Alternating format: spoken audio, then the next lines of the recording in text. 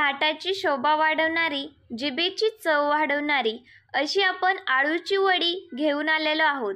खूप सोपी झटपट रेसिपी आहे। हे आळूचे पानं आपल्याला आले आहेत गावाकडून आणि आपण बनवणार आहोत गावाकडच्याच पद्धतीने। खूप सोपी झटपट आणि फक्त 10 मिनिटात ही रेसिपी बनून तयार होते। आळूच्या पानाचे या पद्धतीने आपण देठ कट करून घेऊ। तुम्ही बतईने सुद्धा हे देठ कट करून घेऊ शकता। आता आपण आळूचे पानं 2 ते 3 पाण्याने स्वच्छ धुवून घेऊया।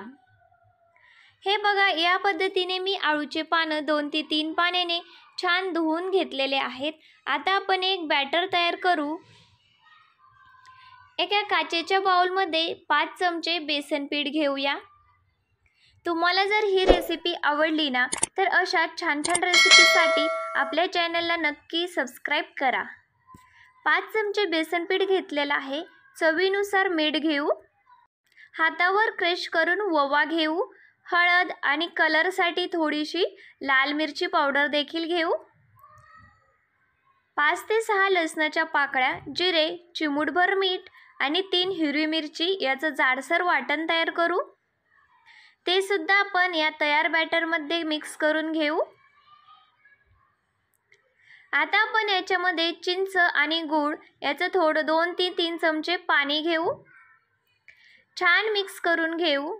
चिंचेचा कोळ घेतल्यामुळे आपली वडी घशामध्ये तडतड करत नाही। गावरान आळूचे पानं आहेत त्यामुळे हे चविष्टच लागतात। या पद्धतीने आपण ते छान मिक्स करून घेतलं आणि थोडं थोडं पाणी घालत त्याचं बॅटर तयार केलेलं आहे। आता आपण आळूचे पान घेतलेलं आहे। आळूच्या पानाला आधी लाटण्याने थोडं हलक्या हाताने फिरवून घ्यायचं। नंतर या पद्धतीने तयार बॅटर लावून घ्यायचं। आता आपण याची या पद्धतीने घडी तयार करू। हे बघा, याच पद्धतीने आपल्या सगळ्या आळूच्या पानाला आपल्याला बॅटर लावून या पद्धतीने त्याची घडी तयार करायची आहे। हे बघा, याच पद्धतीने मी सगळ्या आळूच्या पानाला आपलं तयार बॅटर लावून या पद्धतीने त्याची घडी तयार केलेली आहे। आता आपण चला ह्या वड्या भाजून घेऊया। तुम्ही तळून सुद्धा घेऊ शकता। तवा छान गरम झाला की तव्यावर तेल घेऊ।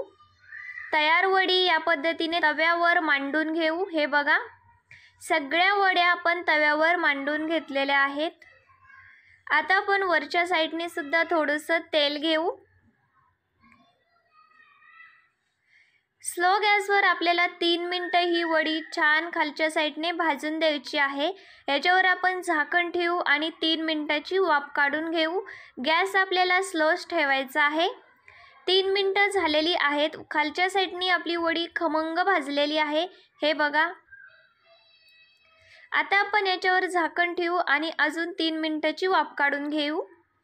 3 मिनिटं झालेली आहेत। तुम्ही बघू शकता दोन्ही साईडनी वड्या खमंग भाजलेल्या आहेत। खूप सोपी झटपट रेसिपी आहे। एकदा नक्कीच बनवा। पुन्हा भेटू अशीच एक छान रेसिपी घेऊन।